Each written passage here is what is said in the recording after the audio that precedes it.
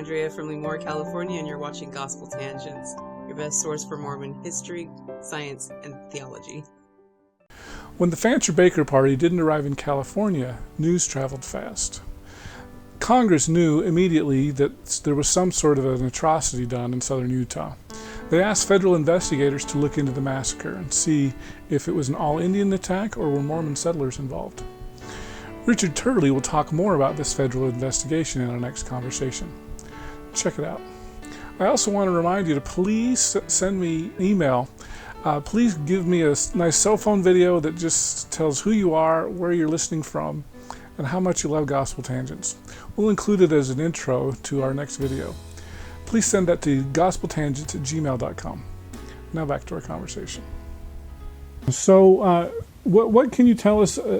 How long did it take before federal authorities found out about this and tried to come after John D. Lee and others for the massacre? So word of the massacre got out very quickly. It made its way to California very quickly, and from California to the eastern United States. There was a circuit that people would take in getting from California to the eastern United States. They could either go eastward across the mountains and the plains, or they could go down to Panama and then across and then back up again. But the word made it quickly to California and then quickly to the eastern United States. So people knew that their loved ones were killed or missing in late 1857 and early 1858. So it didn't take long at all. At that point, people in Arkansas whose relatives were killed began to write to their congressional representatives saying we need to do something about this. And it wasn't long before officials in Washington were demanding that something occur as well. And so they were sending orders with their people who were headed west with the Utah expedition, telling them that they needed to do something about the massacre. Okay. So, because if I remember right, didn't it take about 10 years before they brought anybody up for trial? Or what was the time frame before they actually brought legal action? So the Utah War ended in 1858, and before it ended, there was not anything done. In 1858, when the federal judges arrived, one of the federal judges, John Cradlebaugh, became responsible for that portion of the territory of Utah that included the South. And so in 1859, in March, he convened a court, and as part of that court had a grand jury, and he wanted a grand jury at that point to indict those who he felt were responsible for the massacre. Without spilling a lot of the detail of what's going to be in our second volume, I'll tell you that was a complicated event, and we explain in there exactly what happens during this trial. By the time you get to the middle of 1859, church leaders are also concerned about what they're hearing, and so they want to have some type of judicial proceeding as well. But for reasons, again, that we explain in our book, based on evidence no one's ever seen before, that doesn't work out. Then we get the Civil War. After the Civil War, we get judges back in Utah who are turning their attention to this crime again.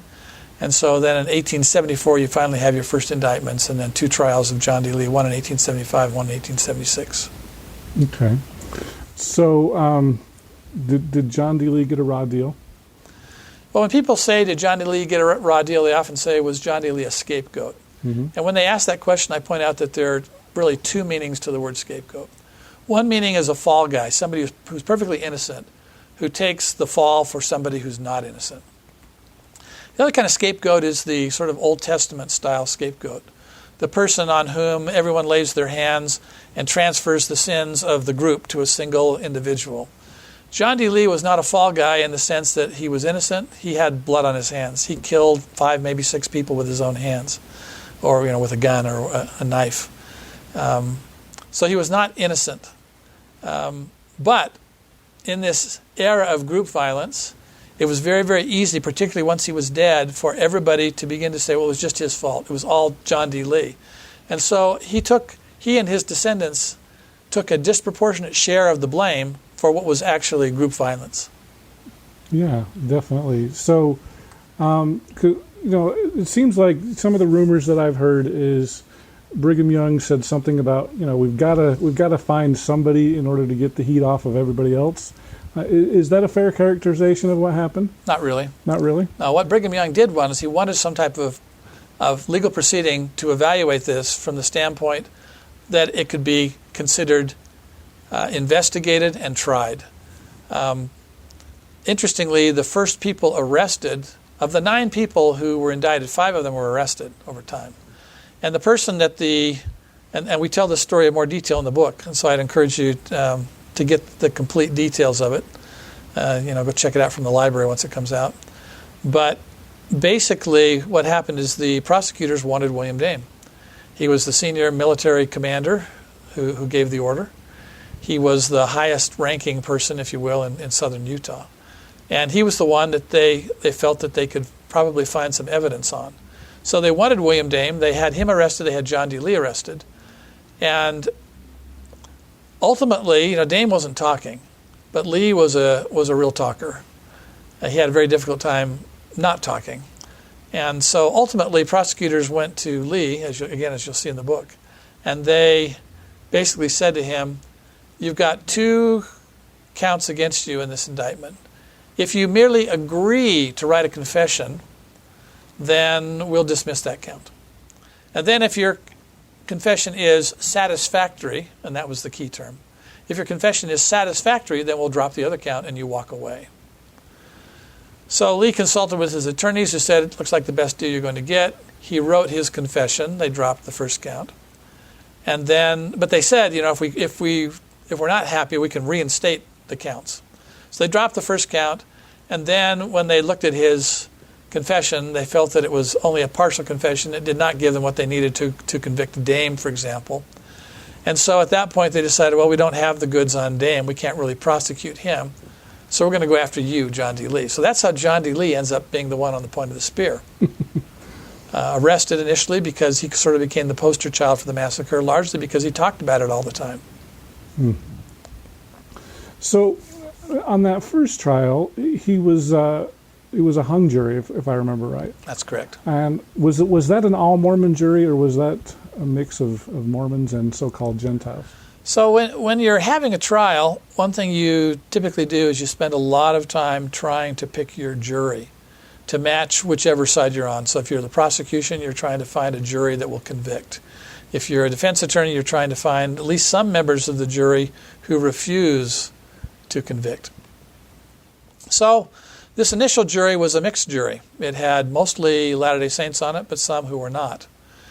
And so, again, you're going to need to read the book to understand the full details of this, but the reality is, before the trial ever started, people knew what the outcome was going to be.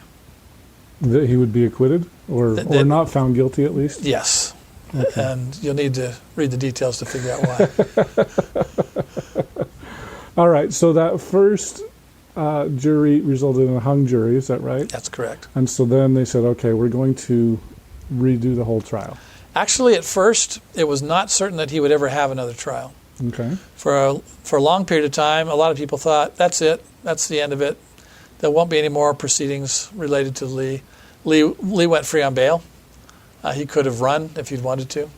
But ultimately, he returns for his second trial date, and they went forward with the trial. This time around, we had a new prosecutor. He had a different point of view on how it should all be carried out.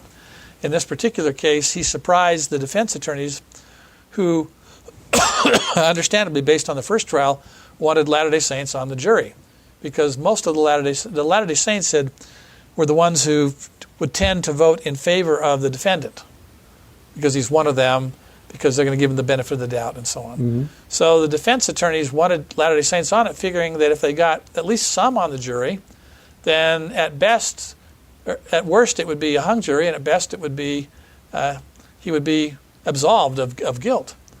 The prosecutor was very, very smart, and he decided, I'm going to go with an all Latter-day Saint jury. And then after the defense agreed to that, he proceeded to talk to this all Latter-day Saint jury and say to them, look, you are now responsible for all of this. If you acquit this man who is clearly guilty, then you're going to take the responsibility for this crime upon yourself and your community. But if you convict this man who is truly guilty, then you will convict someone who's got blood on his hands.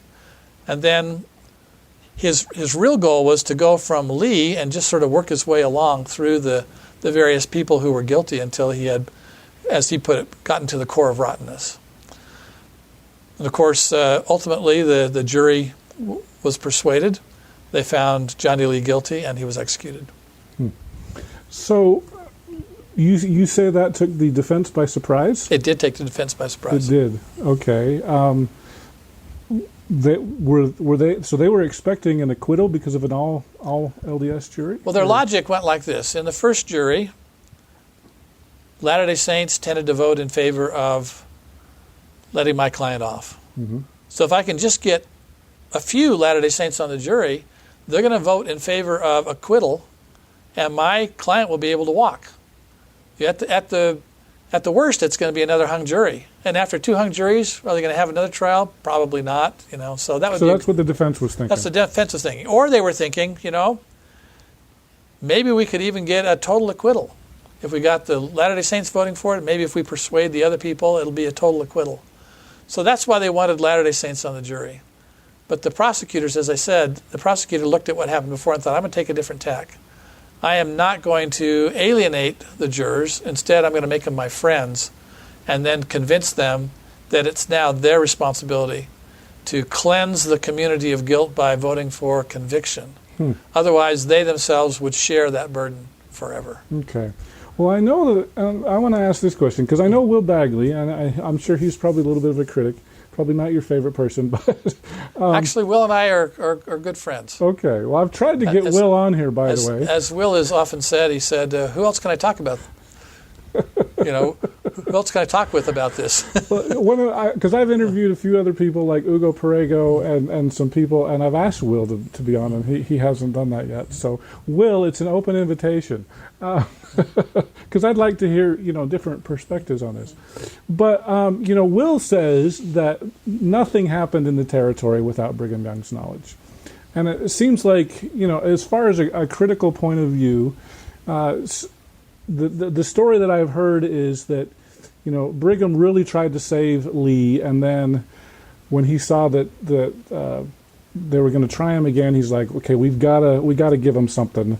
I'm going to turn my back on John D. Lee, and we're going to convict him just to, as you said, kind of as a scapegoat to get everybody else off the case. How would you respond to that charge?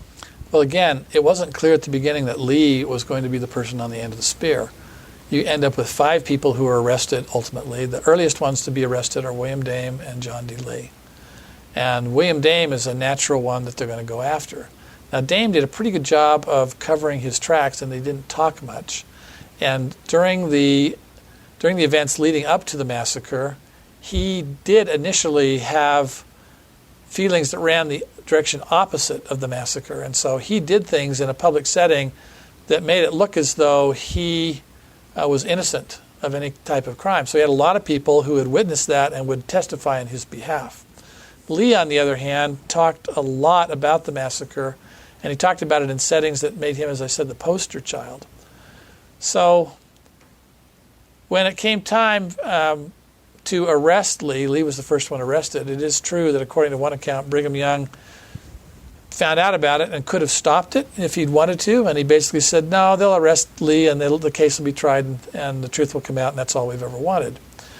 Well, I think that was the sincere feeling, that the truth would come out, and if John D. Lee was guilty, church leaders had no desire to protect those who were guilty. But their feeling was that those who were against the church were using the Mountain Meadows massacre as a way of just sort of holding it constantly over the church, and so they wanted the situation resolved. And the trial of John D. Lee and perhaps other people who were involved in the massacre was a way of helping to resolve it. They just never got to anybody else after that.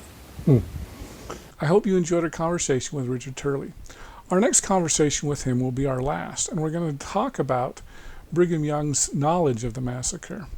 It's only going to be available to newsletter subscribers, so please subscribe on our newsletter at gospeltangents.com/newsletter. I'll send a secret link so that you can hear the rest of this conversation with Richard Turley. We're going to talk more about Brigham Young's knowledge, and I was really surprised to hear that John D. Lee blamed Brigham Young for the massacre. And he does it in such a way that he attempts to foist a burden of guilt on Brigham Young for his Indian policy, which was get Indians to align with us in the Utah War, to be enemies against the Merrycats, the Americans. Mm-hmm. And so the way John D. Lee told the story led Brigham Young to believe my policy has contributed to spilling the blood of innocent people on Utah soil. We'll have a transcript out shortly on this conversation, and you can purchase individual copies at our website at gospeltangents.com/shop. If you want to be the first to get a copy, please subscribe on our website for just $10 a month. I'll send it to you first as a PDF. Or if you'd like a physical copy, for $15 a month, I'll be happy to send that to you as well. You can get our transcripts at our Amazon.com author page. I've got a link here, but just do a search for Gospel Tangents interview and you should be able to find a bunch of them there. Please subscribe at patreon.com/gospeltangents. For $5 a month, you can hear the entire interview uncut. And for $10, you can get a PDF copy. We've also got a $15 tier where if you want a physical copy, I'll be the first to send it to you. So please subscribe at Patreon or on our website at gospeltangents.com as well.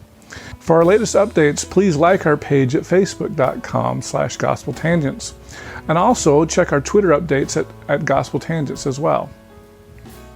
Please subscribe on our Apple Podcasts page at tinyurl.com/gospeltangents, or you can subscribe on your Android device. Just do a search for Gospel Tangents. Thanks again for listening. Click here to subscribe, here for a transcript, and over here we've got some more of our great videos. Thanks again.